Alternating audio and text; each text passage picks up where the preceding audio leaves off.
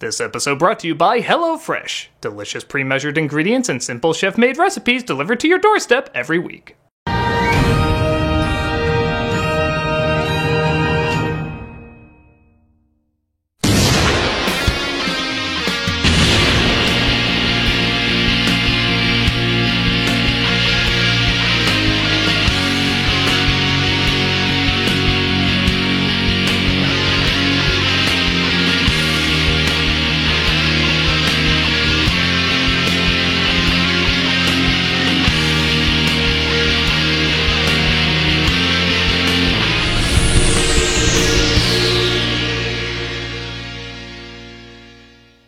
Hello, I'm the Nostalgia Critic. I remember it so you don't have to.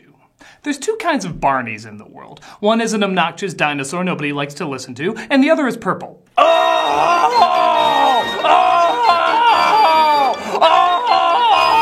This is Barney's Great Adventure.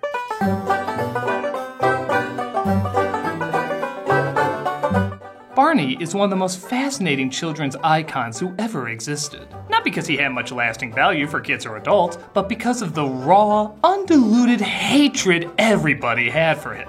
Unless you were somewhere between the ages of 1 and 5, chances are you despise this early 90s educational phenomenon. Everywhere you looked, you either saw Barney or someone making fun of Barney. There was no one who saw him as just okay. You either liked him as a little kid or loathed him at every other age. It was kind of amazing. I'm not gonna lie, I hated this lumpy prune with mouthguard teeth too, but it wasn't until recently I started asking myself, why? I mean, it's for little kids. We don't find ourselves getting this upset at Sesame Street, Dora, Super Y, or Word Girl, but something about Barney just ignited a fire within most viewers who had little kids and were forced to watch it. Hell, even people without little kids found themselves repulsed by his ability to delight toddlers. Yeah, it is weird that we got so angry at this.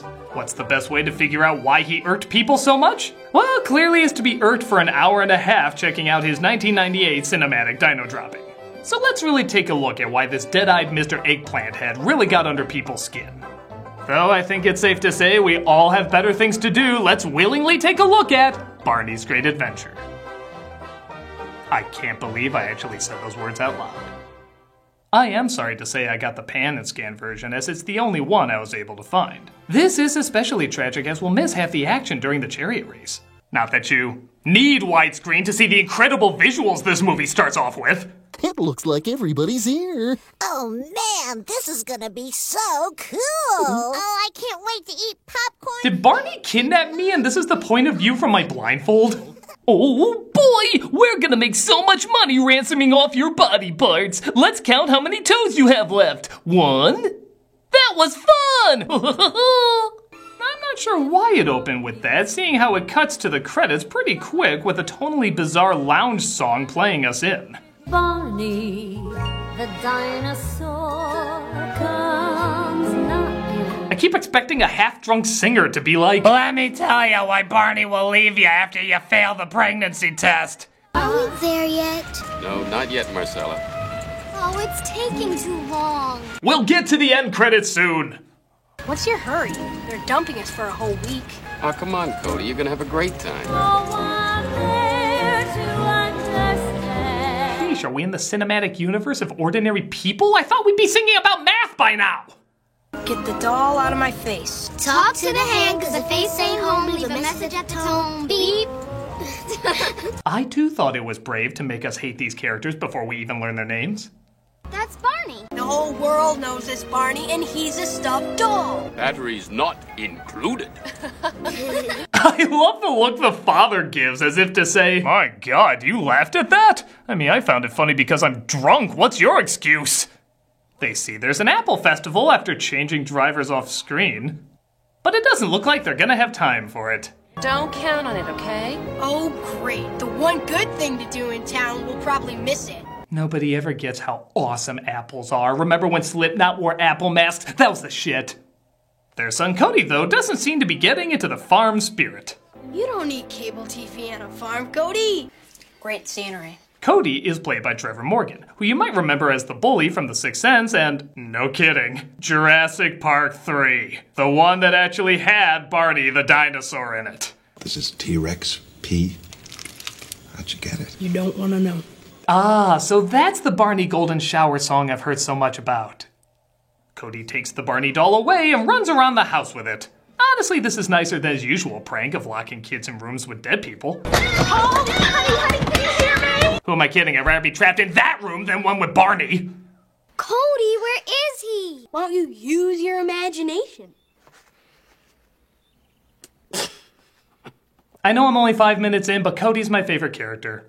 I totally wanted to be an insult comic at Tyler's birthday parties along with Linus from Shark Boy and Lava Girl. Tell me you wouldn't pay money to see that! Gee, no Barney. You diss me, I kill you. All you've heard about hell is true.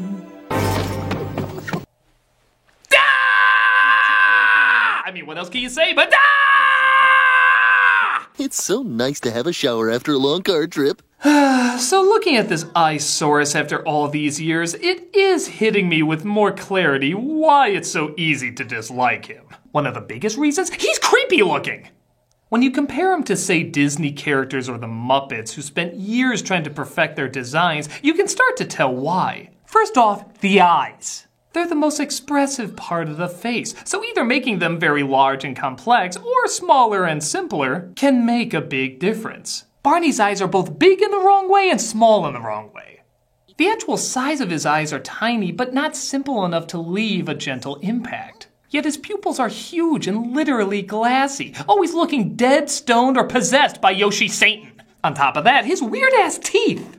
Again, Disney and the Muppets rarely incorporated that much dental unless they wanted them to look intentionally weird. You probably noticed a big smile with a lot of teeth often comes across as domineering or even a little scary. Heck, just look at this asshole. And not making them sharp, if anything, kinda makes it even more creepy. Remember when Sonic had normal-looking teeth? Remember when sharks were photoshopped with normal teeth? It didn't help anything, it just made shit scarier. So before Barney even says a word, you're already put off by him.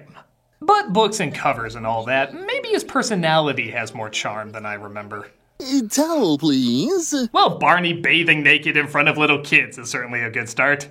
Real dinosaurs don't laugh. 'Cause there aren't any real dinosaurs anymore. Oh. You know, maybe that's another big factor. I mean, that kid just insulted Barney, and all he did was laugh. Which for some characters could work, but for Barney, you know he's just gonna be happy, and that's it. And believe it or not, even for little kids, that's not very relatable. Think about why other children's icons stayed with you, because they showed they were more than one emotion. Mr. Rogers could talk about sad things like death, depression, difficult emotions. What does assassination mean? Big Bird could feel awful when he finds out he's never gonna see someone ever again. When people die, they don't come back. Ever?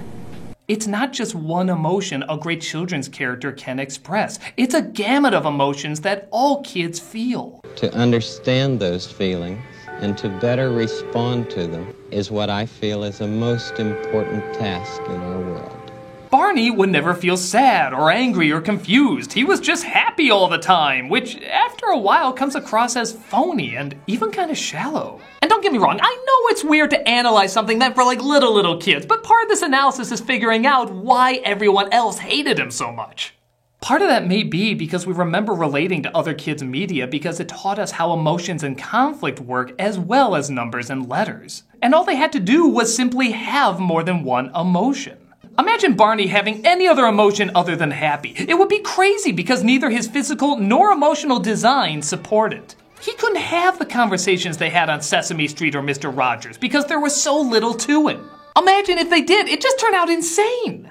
Hey kids, what does assassination mean?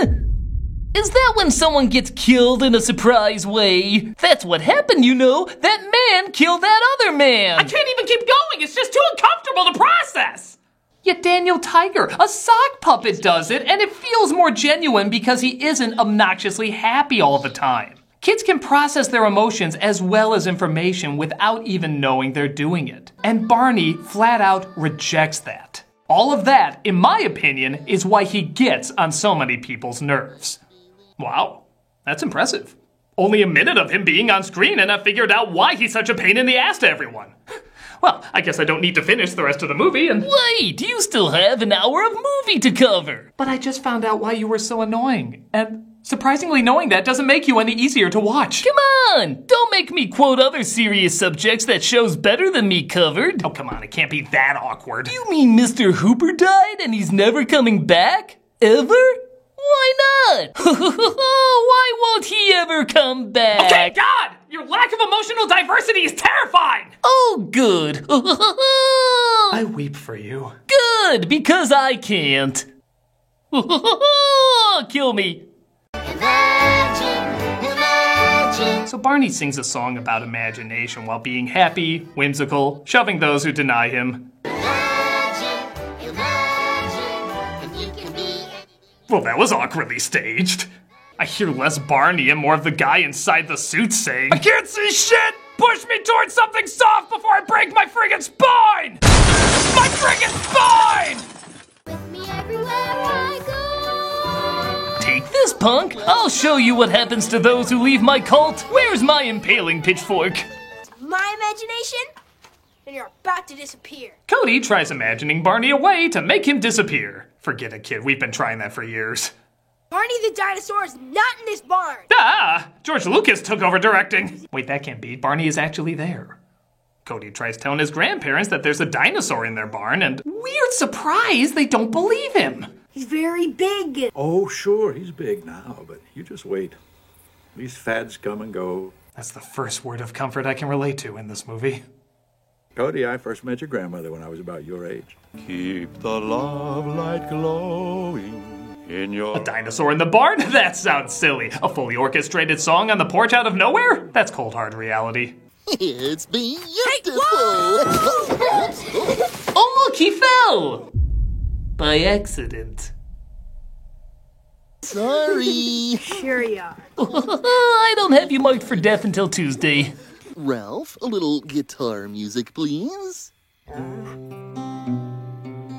I find that highly suspect. Ralph has no guitar pick. Twinkle, twinkle, little star. Wait a minute, is this the same melody for ABC? Barney's music is a lie! Actually, it is. Fun reading, Google it. Come on, Barney, we're gonna go play in the attic. We're pretending it's a castle. I'm gonna be the princess. I'm gonna be the knight. The torture chamber sounds most apropos. Cody doesn't want to make believe though, so Barney suggests that he wishes upon a star. I wish I could have a real adventure this summer. Do things that no one else has done before. That would be cool. Careful what you wish for. I make no promises, that's my last JP3 joke. How's that for a wish, Barney? Barney? Sleep with one eye open, Cody. The falling star lands in the barn, which turns out to be an egg. The next morning, Cody dresses for a Disney afternoon commercial, but is shocked to discover not only that Barney is still around, but the film is not above a poop joke. God, this is a Lucas movie. Aw, man, Piosa. Downside to having an orchestra play Old MacDonald, it can make a C sound like an F sometimes. Barney's Great Brothel was an unpopular working title, but they still managed to keep those lyrics in. They find the egg in the barn and try to figure out where it came from. It's too big to come from the chickens. Maybe it was a big giant chicken. Even Barney had a look-like. Bitch, you for real? Shut up. They go to ask the grandparents if they know what it is, and oh God, he procreates! Oh, hello. My name is Baby Bop. I'm shedding, as you can see from this green falling off me. Fools, this isn't even my final form. And I'm looking for my blankie. Do you know where my blankie is? It's wherever the script is, I'm sure.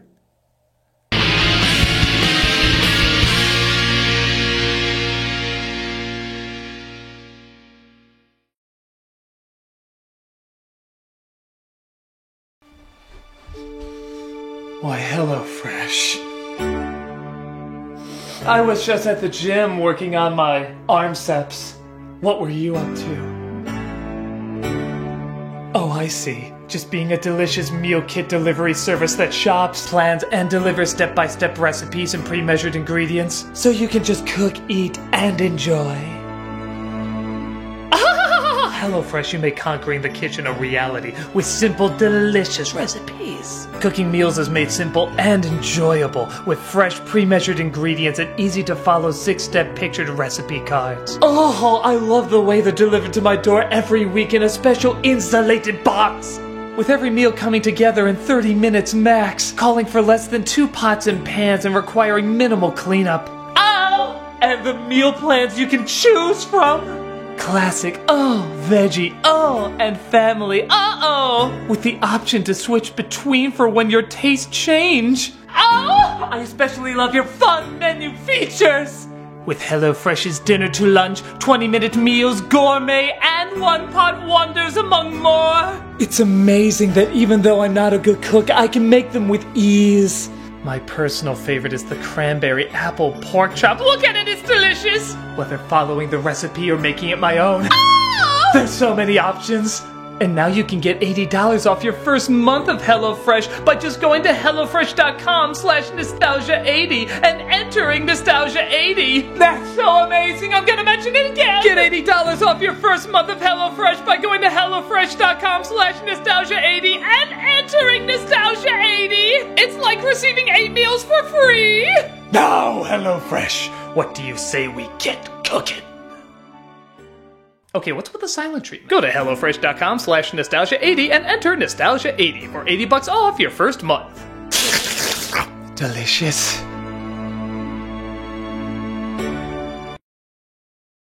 Want to see us in the Chicagoland area? Well, Saturday, June 29th, we're going to be at Hollywood Palms for Walter Banasiak's cinematic opus, The Infinity Trinity. Doors open at 6, there will be a meet and greet beforehand, signing autographs, taking pictures. The screening starts at 7, and there'll be a Q&A to follow. You can get more information as well as seeing the trailer by checking out the link in the description. Also, don't forget to check us out at Planet FunkCon in Iowa, June 21st to the 23rd. And you can see me at Salt City Con in New York, July 6th to the 7th. Hopefully, we'll see you all there.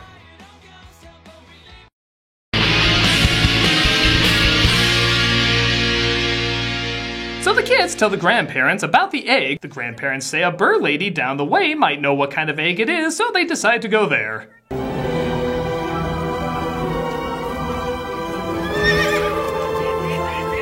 Forgiveness, we seem to have entered Edward Scissorhands' Jurassic Flicka Park. Barney? Barney? Barney? Barney? Barney? Don't worry, one of many friendly bears is ripping my insides out. I'm so happy I can and will die. Whoa, this bird lady has a wicked stash! No wonder everyone's happy all the time if they have these secondhand smells next door. People from all over the world send her birds that are sick. And once I help them get well, most of them want to stay. Some call it kidnapping, I call it relocating their souls. Jesus, if Pee Wee Herman had a birdhouse, it'd be a conservative church compared to this. This is my library. Forgive me, I pulled a muscle and now my face is stuck like this. Oh, what a fresh nightmare my future will be. Well, if we want to find out, we've surely come to the right Call the place, police, she touches me in wrong places. And we wonder what's inside it. They sing a song about hatching the egg, and apparently the movie's so bored they count reading as a musical number.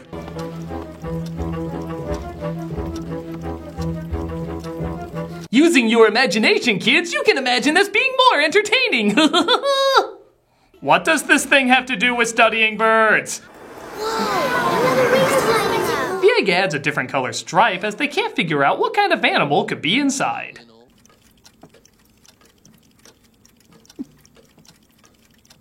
Thank God film was used to capture that. They find a book that has a picture of the egg on the cover, and it says there's a dream maker inside.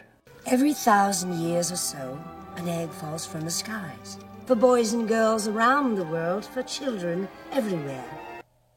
Science.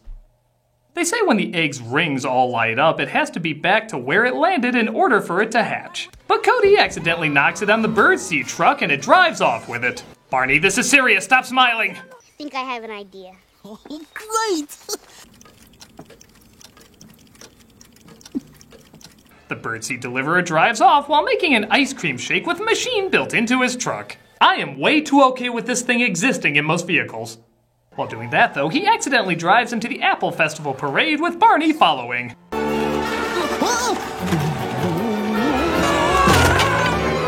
hell did that happen? I've seen actual square peg fit into round holes easier than what you did there. Hey, Barney, long time no see. Hey, good to see you. Oh, my. Guess you have to know the Barney mythos in order to follow that.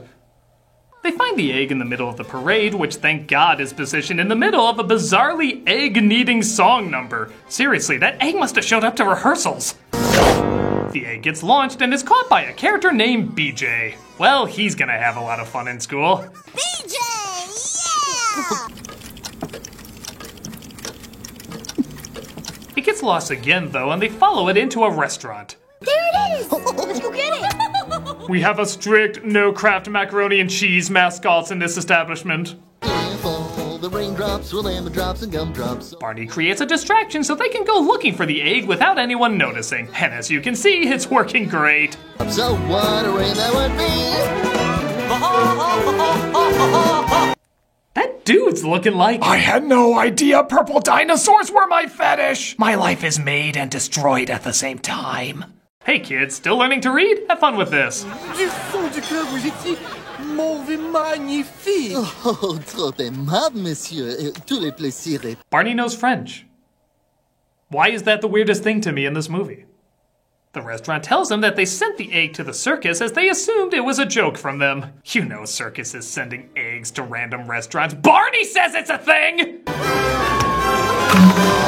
They lose the egg at the circus and hide inside during a storm. And just in time, as it appears the editor is so anxious to end the stinker, he starts cutting off Barney's dialogue. When the rain stops, we can look around some more, and then maybe we can find it. We already looked around. Yeah, that wasn't me. It was edited that way. And then maybe we can find it. We already looked around. Maybe the director pulled out his vocal cords when he discovered he runs a tantric sex business on the side. You don't even want to find it. No, don't play the rest of that clip. We're gonna address this. The actual actor of Barney runs a tantric sex business. You are every flavor of welcome for that. And just in case you thought Barney couldn't pull off serious moments, here's proof that you're right.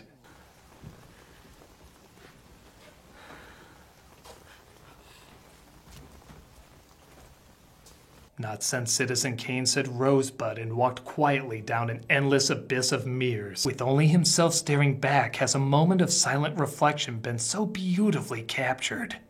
Or it just looks like an awkward smiling Chuck E. Cheese performer lost outside the arcade. We'll solve the situation with our imagination. We're gonna find a way. We're a super deep. Even the kids are done with this shit. Just run Clifford the dog and we'll call it a day.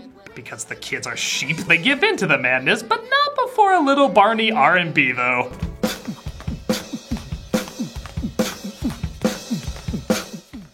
Nailed that demographic. They go outside to continue looking for the egg, and wow, Barney should never be shot from that angle. Oh my god, this purple meth just kicked in, and you're looking like Willy Wonka painted over Jack Skellington Man! Meth, kids, meth! Clear over that way, by the balloon! They're told the egg is by the incredibly timeless balloon effects as somebody is taking it up with them. Now we're never going to get it back in time. It's gonna take some imagination. Right, Barney? I don't recall ever working that into my rhetoric. Did you really say imagination? Well, yeah, it's been kind of an unusual day, okay? Cody's my spirit animal. They get on board a log and try to pretend it's a plane. I think we need your help. I'd like you to pretend that we can really fly. Nope.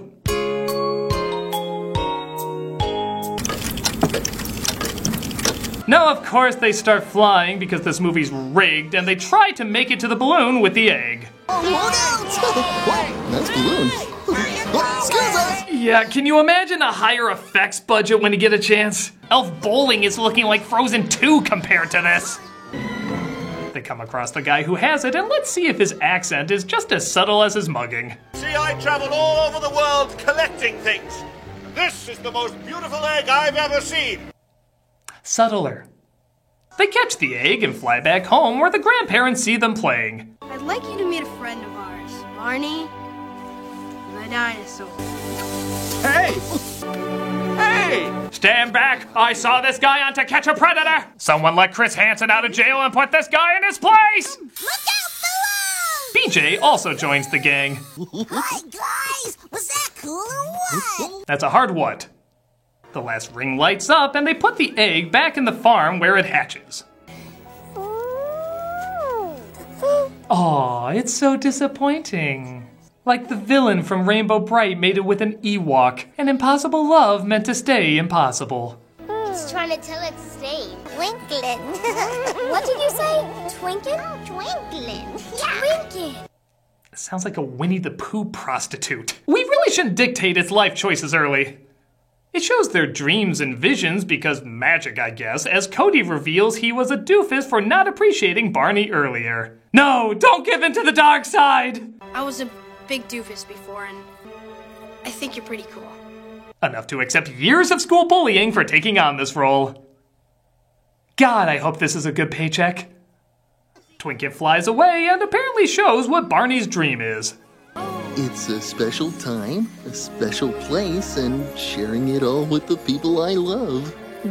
Or he exploded. Maybe his lifespan was only a few minutes. I don't know. Dreams. Of course they sing I love you, you love me as they enjoy being one big happy family with the parents nowhere in sight. The film even ends by making it clear no dinosaurs were harmed during the making of this film. No, thankfully they've been dead for millions of years before any real damage could befall them. Barney's Great Adventure is as stupid, annoying, and pointless as you would think. But for little kids, it's not doing any wrong. It has no charm, but it has no bad messages either. Apart from just believe hard enough and you can fly. Okay, that can easily be taken the wrong way, but I've yet to see any injuries from it. Barney won't last like many other great media for little children, but as fads go, there are worst ones. This one was just an easy target, and you can see why. Is it awful? No. Is it good? Hell no. It's just a waste of time for little kids to forget about shortly after. Is it better to show them something with more emotional connections as much as informational connections? Absolutely. But I can't see this doing anyone any harm, just getting on people's nerves. A cinematic misdemeanor in my book, but still an annoying one, to say the least. Maybe Barney would have turned out better if he actually had a good sense of humor. And the dinosaur could use help too.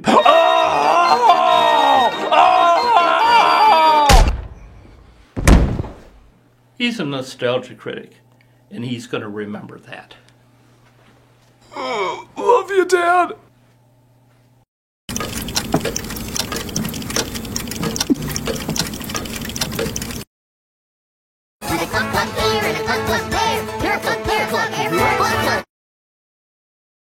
Hey, Doug Walker here. JDRF Diabetes Research is this week's charity shoutout. JDRF is leading the fight against type 1 diabetes by funding research, advocating for policies that accelerate access to new therapies, and providing a support network for millions of people around the world impacted by this disease. This is the world's largest nonprofit funder of type 1 diabetes research. Their in-house scientists oversee a diverse portfolio of research tracks, leaving no stone unturned in their search for a cure. While their focus is curing type 1 diabetes, they also pursue new treatments to keep people with this illness healthy until that day comes. Outside of the lab, they push for increased government funding for research and work with academia, clinicians, insurers, and regulators to get new therapies and devices to market quickly and safely. If you look at their site, you can not only see all the good they're doing with the breakthroughs they're constantly coming up with, but also why they have an A rating on Charity Watch. Click on the link and play a part in helping these people bring type 1 diabetes finally to a close.